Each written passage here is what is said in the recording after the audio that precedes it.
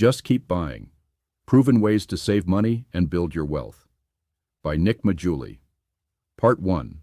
The Blueprint for Financial Freedom. According to the American Psychological Association, money has consistently topped Americans' list of stressors since their first survey on the topic in 2007. It's a silent anxiety that hums in the background of our lives. A constant nagging feeling that we're not doing enough, not saving enough, not earning enough. We're told to pinch pennies, to track every dollar, to feel guilty for that morning coffee.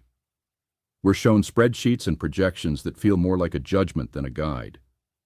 This advice, well-intentioned as it may be, has created a generation of investors paralyzed by fear and uncertainty. We're trapped in a cycle of second-guessing every financial move we make.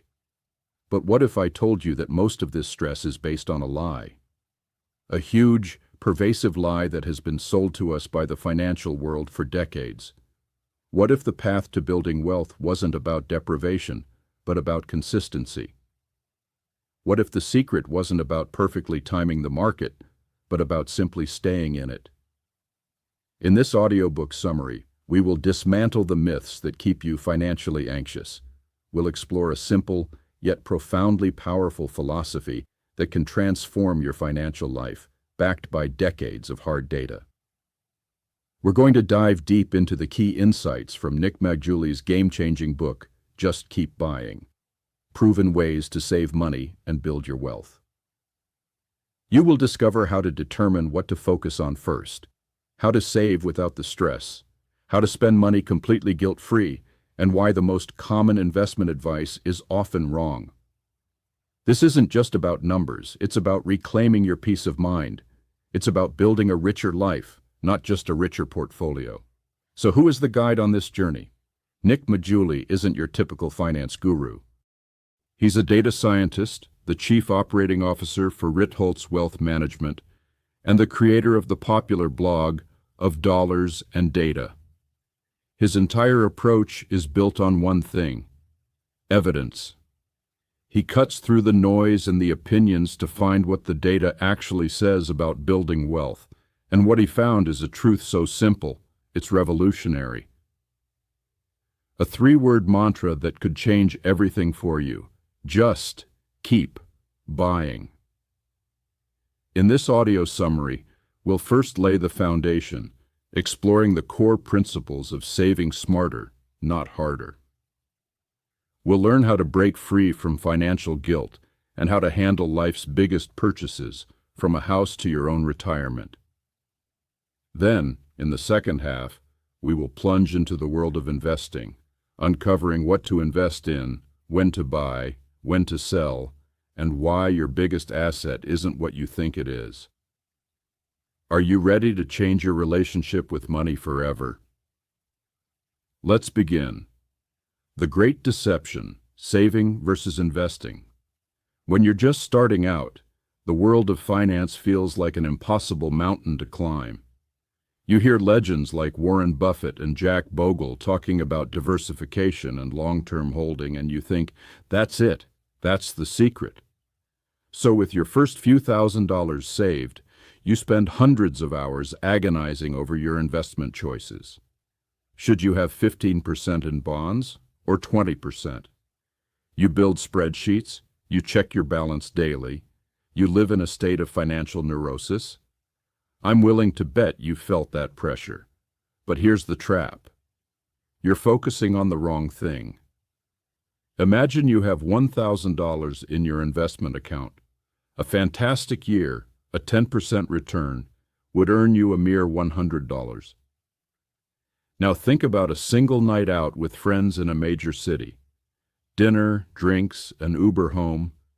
You could easily spend that same $100 without a second thought. Forgoing just one night out would have the same financial impact as a full year of excellent investment returns. Do you see how misguided the focus is? Now let's flip the script. Imagine someone with a $10 million portfolio. A 10% decline in the market would mean a loss of $1 million. Could they possibly save $1 million in a year to make up for that loss? Highly unlikely. For them, investment decisions are everything. Their portfolio's fluctuations have a far greater impact on their wealth than their annual savings. And here's the first groundbreaking idea from the book, the one that clears the fog. What you should focus on depends entirely on where you are in your financial journey. Maggiulli calls this the save-invest continuum. And the rule is brutally simple. Saving is for the poor, and investing is for the rich. Now don't take that literally. Poor and rich here are relative terms. When you're young and have few assets, you are poor relative to your future self. In this stage, the single most powerful thing you can do to build wealth is to save more money and grow your income. Your savings will dwarf any potential investment gains. But as your nest egg grows over the decades, the balance of power shifts. Eventually, the returns from your investments will become the primary engine of your wealth growth, far surpassing what you can save each year. So, how do you know where you stand? It's a simple calculation. First, figure out your expected annual savings. How much can you comfortably put away in the next year? Let's say it's $1,000 a month, so $12,000 a year. Second, calculate your expected annual investment growth. If you have $20,000 invested and expect a conservative 7% return, that's $1,400 in growth. Now, compare them. $12,000 from savings versus $1,400 from investing. It's not even close. Your energy, your focus, your obsession should be on saving and increasing your income, not tweaking your asset allocation. But if your portfolio was $500,000, that 7% growth would be $35,000, far more than your $12,000 in savings. In that case, your focus should shift to managing your investments. This is the first myth we're busting. Stop stressing about finding the perfect investment strategy when you have little to invest. Your time is better spent building your career, growing your income, and consistently saving. That is the real key to getting started. Once you've built a foundation, then you can worry about fine-tuning the portfolio. Makes sense, doesn't it? The savings rate myth. How much should you really save? Deep in the streams of southern Alaska, there lives a fish called the Dolly Varden char. For most of the year, there's not much for them to eat. But then, in the early summer, the salmon arrive, and the char go into a feeding frenzy, packing their stomachs with energy-rich salmon eggs. They gorge themselves. But here's the fascinating part. How do they survive the rest of the year with almost no food? You won't believe what scientists discovered. When food is scarce, the char actually shrink their digestive organs to conserve energy. When the feast returns, their organs grow to twice their normal size to handle the bounty. This biological marvel is called phenotypic plasticity, the ability to change in response to the environment. So, why are we talking about fish in an audiobook about finance? Because that fish understands a profound truth that most financial advice completely ignores. Google, "How much should I save?" and you'll be buried under an avalanche of rigid, unforgiving rules. Save 20% of your income. Have 1x your income saved by 30, 2x by 35. This advice is the financial equivalent of telling the Dolly Varden char to eat the same number of calories every single day of the year. It's not just unhelpful, it's nonsensical. And you know why? These rules are built on two flawed assumptions. First, they assume your income is stable over time, which we know is false. Research shows incomes are actually becoming less stable. Second, and more importantly, they assume everyone has the same ability to save.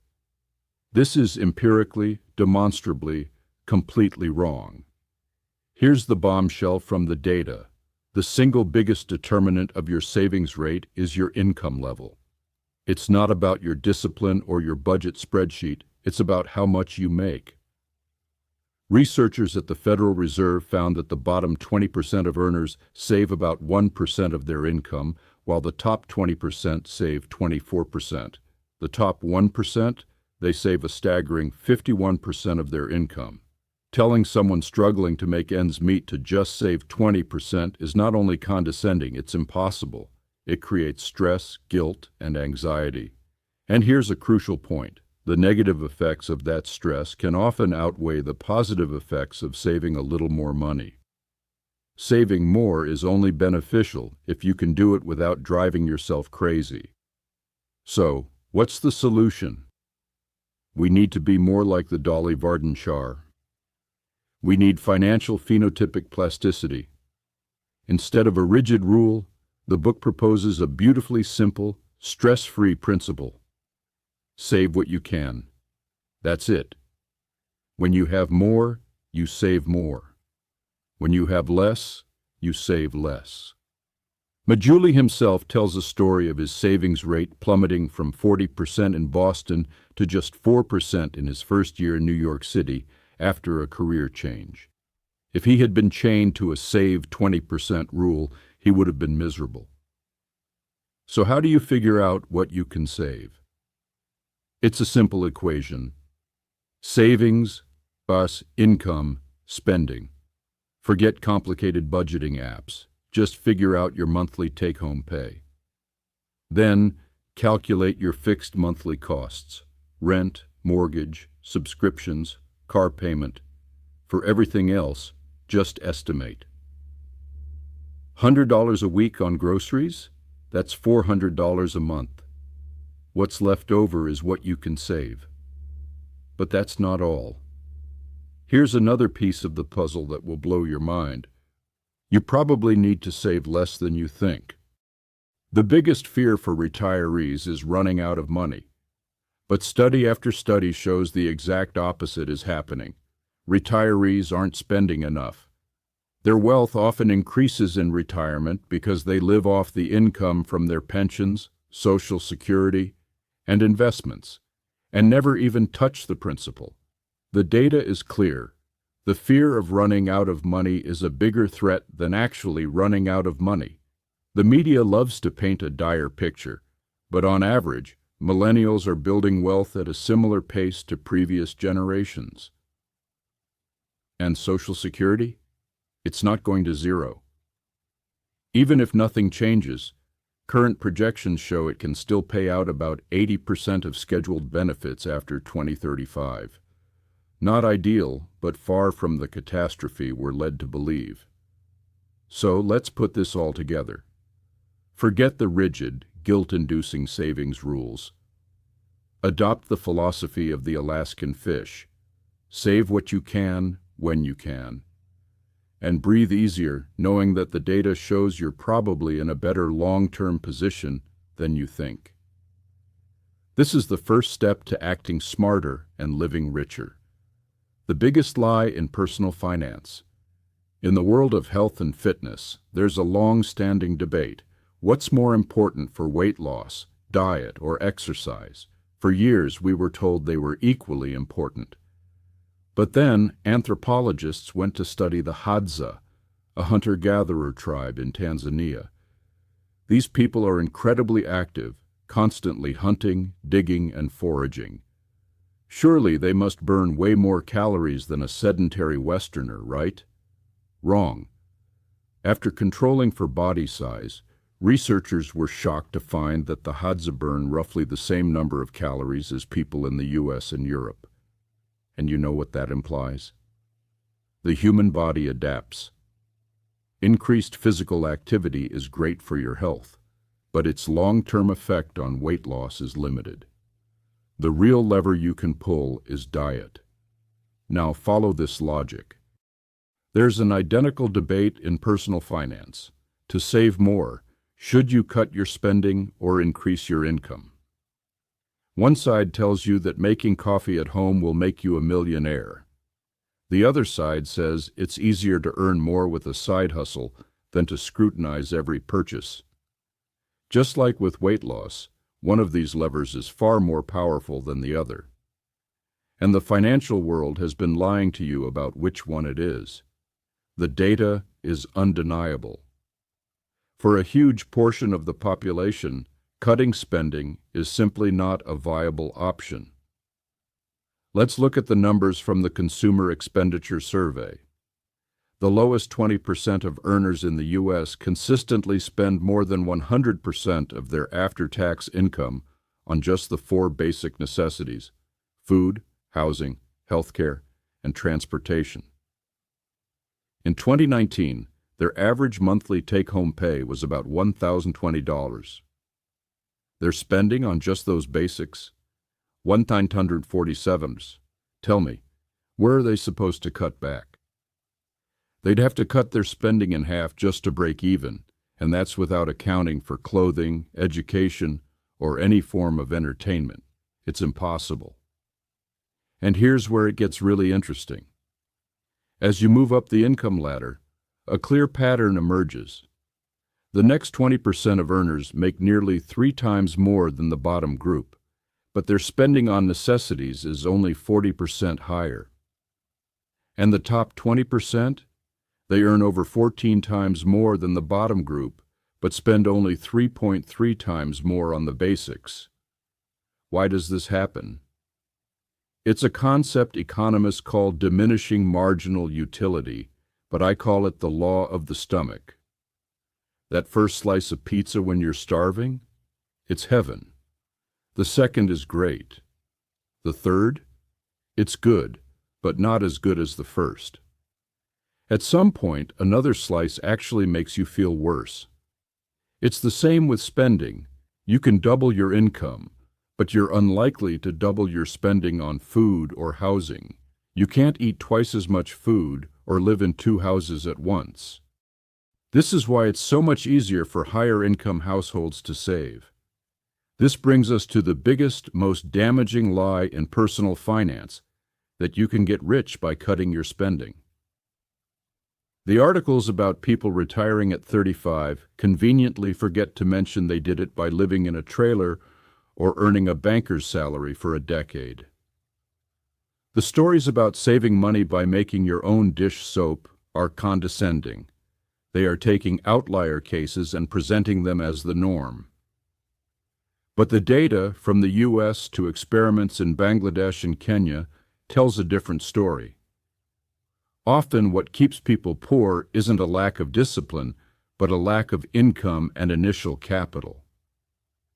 So what's the real path? The most consistent way to save more and get rich is to grow your income and invest that growth in income-producing assets. This doesn't mean you should spend recklessly. A periodic review of your spending to cut out waste is smart. But stop agonizing over the lattes. Tighten up where you can, and then shift your focus to the real engine of wealth, increasing your income. How do you do that? The book outlines 5 powerful methods. Sell your time, expertise. The simplest way to start. It's easy, but it doesn't scale. 1 hour of work will always equal 1 hour of pay. Sell a skill service. Develop a marketable skill like photography or graphic design and sell it. You can build a brand and charge more, but it's still mostly tied to your labor. Teach people. This is where scalability begins. Create an online course or teach classes. You build it once and can sell it many times. The challenge? It's a competitive space. Sell a product. Identify a problem and create a product to solve it. This is highly scalable, especially with digital products, but requires a huge upfront investment of time and marketing effort. Climb the corporate ladder. This is the most common and often most despised path. But don't dismiss it. The data shows a 9-to-5 job is how most people build wealth. The average millionaire doesn't get there overnight. it takes them 32 years. A traditional career gives you skills, experience, and capital, the very things you need to succeed at any of the other four methods. But here's the ultimate goal, the mindset shift you need to make. All of these methods are temporary measures. The end game is ownership. Use your extra income to acquire income-producing assets. That's how you truly give your savings a boost and build lasting wealth. Think like an owner, not just an earner. Part 2. The Investor's Odyssey. The Debt Paradox. Why borrowing isn't always a sin. In the desert, a strange thing happens. Many flowering plants, known as annuals, produce seeds every year. But even when the conditions are perfect for growth, plenty of water, plenty of sun, a portion of their seeds refuse to sprout. From the outside, this looks like a flaw, a malfunction. Why wouldn't a plant in such a harsh environment take every chance it gets to reproduce? The answer lies in uncertainty. The desert is unpredictable. If the plant sprouted all its seeds and an unexpected dry spell hit, its entire lineage could be wiped out in one fell swoop. So, it holds some seeds back. It sacrifices maximum success in 1 year to ensure long-term survival over many years. This strategy is called bet hedging. What does this have to do with your finances? It's the key to understanding one of the most misunderstood tools in your financial arsenal: debt. For centuries, we've been told that debt is a trap, a form of slavery. The borrower is slave to the lender. And if you asked me years ago about credit card debt, I would have given you the standard, emphatic, never. But after studying how people actually use debt, I realized this advice isn't always right. Let's look at what researchers call the credit card debt puzzle. This is the strange observation that some people carry high-interest credit card debt even when they have enough cash in savings to pay it off. It seems completely irrational. Why would you pay 20% interest on a debt when you could eliminate it instantly? And you know what they discovered? These people, the borrower savers, tend to be far more worried about their future access to money. They are willingly paying a premium, the interest on their debt, to maintain a cash buffer. They are hedging their bets against an uncertain future, just like the desert plant. What looks foolish on the surface is actually a legitimate risk management technique. But that's not the only surprising reason. In the book Portfolios of the Poor, researchers found that some of the world's poorest people use high-interest debt as a way to save money. One woman took out a loan at a staggering 15% monthly interest rate, even though she had cash saved. Her reason? She said, "At this interest rate, I know I'll pay back the loan money very quickly. If I withdrew my savings, it would take me a long time to rebuild the balance." She used the psychological pressure of the debt as a commitment device to force herself to be disciplined. Do you see it now? Labeling debt as good or bad misses the entire point. Debt is a tool. Used correctly, it can build incredible wealth. Used incorrectly, it can destroy it. The difference is context. So, when should you consider using it? The book boils it down to two primary reasons: to reduce risk. This could mean having extra cash on hand in an emergency instead of paying off your mortgage early, or locking in your housing costs with a fixed-rate mortgage to eliminate the uncertainty of rising rents. To generate a return greater than the cost of borrowing. This is the most powerful use of debt. Think student loans for a valuable degree, a business loan to start a company, or a mortgage to buy an appreciating asset. Let's take education. Despite the headlines, for most people, college is still worth it. A college graduate earns, on average, about $1 million more over their lifetime than a high school graduate. Even after controlling for all sorts of factors, the premium is still in the hundreds of thousands of dollars. But it depends heavily on what you study. The lifetime earnings gap between the highest-paying major, petroleum engineering, and the lowest, early childhood education, is a mind-boggling $3.4 million. The book offers a simple formula to see if a degree is worth the debt. Value of degree today, or increased lifetime earnings, 2, lost earnings. That division by 2 is a quick way to account for the time value of money. If you run the numbers for a typical bachelor's degree, you'll find that for the debt to be worth it, the degree only needs to increase lifetime earnings by about $400,000 or $10,000 a year. Many degrees will easily clear that bar. But there are non-financial costs too. Studies have shown that high-interest debt from credit cards and payday loans is linked to psychological distress and even poor physical health. Mortgage debt, interestingly, causes the least stress. Ultimately, the power lies in having the choice to take on debt. If you are using debt strategically, you are in a position of power. But for many, debt isn't a choice. It's a necessity to cover an emergency. And that's a dangerous cycle. If you are in a position to choose to use debt as a tool, you are more fortunate than you realize. The great debate, to rent or to buy. In 1972, Nick Maggiulli's grandparents bought a home in California for $28,000. Today, that same house is worth around $600,000. But beyond the financial return, it was the foundation for their family. They raised 3 children there, and 7 grandchildren, including the author, have memories etched into its walls: Christmas Eves, peanut butter pancakes, the very scar on his eyebrow from a childhood fall. That home provided an emotional return on investment that feels priceless. With stories like that, it's easy to see why home ownership is held up as the ultimate American dream, the unquestionable winner in the rent versus buy debate.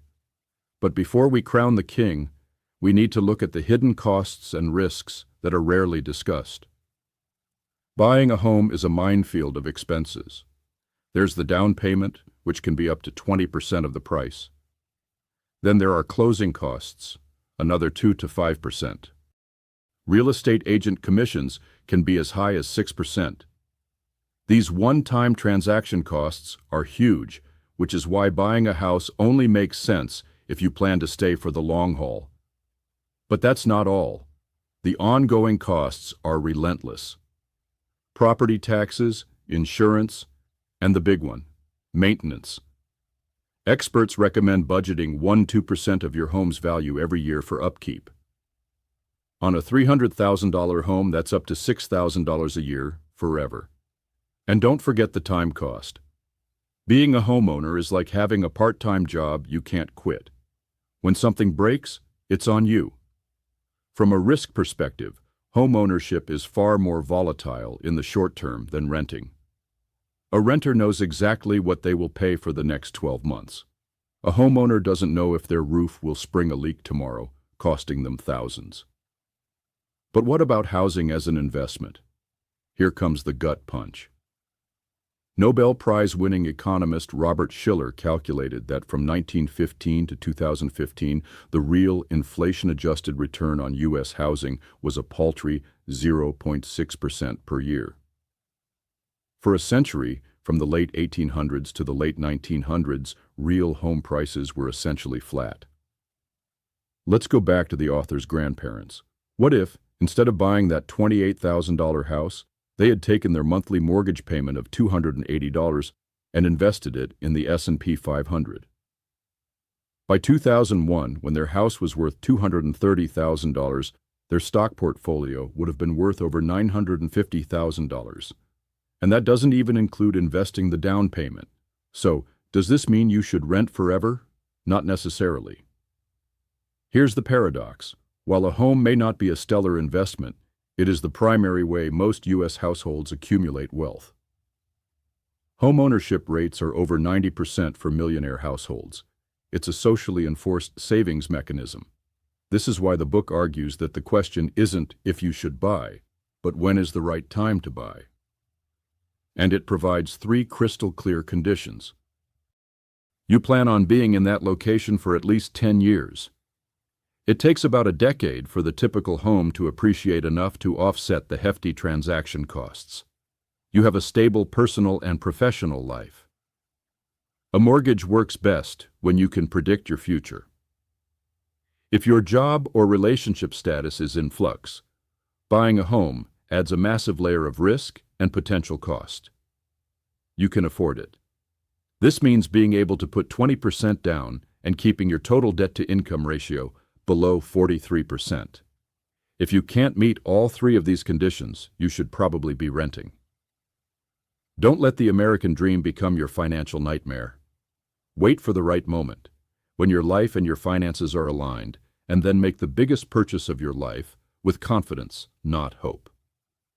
The countdown to freedom. When can you truly retire? Imagine you had a crystal ball, a magical orb that could tell you your exact investment returns for the next 40 years and the exact day you'll leave this earth. With that knowledge, planning for retirement would be simple arithmetic. But we don't have one. And that's why Nobel laureate William Sharpe called retirement planning the nastiest, hardest problem in finance. But what if there was a simple rule, a guideline forged from historical data, that could cut through the complexity? There is. It's called the 4% rule. In 1994, a financial planner named William Bengen published revolutionary research. He wanted to know how much a retiree could withdraw from their portfolio each year without running out of money. And what he found was magic. He discovered that a retiree could withdraw 4% of their 50-50 stock bond portfolio in the first year of retirement, and then adjust that amount for inflation each subsequent year, and the money would have lasted for at least 30 years in every historical period he tested. In fact, running out of money was historically unlikely. More often than not, following the 4% rule meant your wealth would actually grow over 30 years. This simple rule changed everything. It meant you could work backward to figure out how much you needed to save. If you can spend 4% of your savings in your first year, then your total savings goal is simply 25 times your expected annual spending. Total savings needed, Yarsh 25x annual spending. That's your finish line. When you hit that number, you can retire. But wait, it gets better. You probably need to save even less than that. Why? Because you'll likely have other income in retirement, like Social Security. So the real formula is total savings needed. Yard 25x, annual spending, other guaranteed income. Now there are critics. Some say the 4% rule is dead because bond yields are so low today. But Bengen himself argues the rule might be closer to 5% now, because today's low inflation means your withdrawals grow much more slowly. And here's another thing the critics miss. Spending isn't constant in retirement. The data is clear. Spending declines as people get older. One study found that retirees' spending typically decreases by about 1% per year. The 4% rule assumes your spending will increase with inflation, making it an incredibly conservative and safe benchmark. But what if you don't feel comfortable spending down your principal?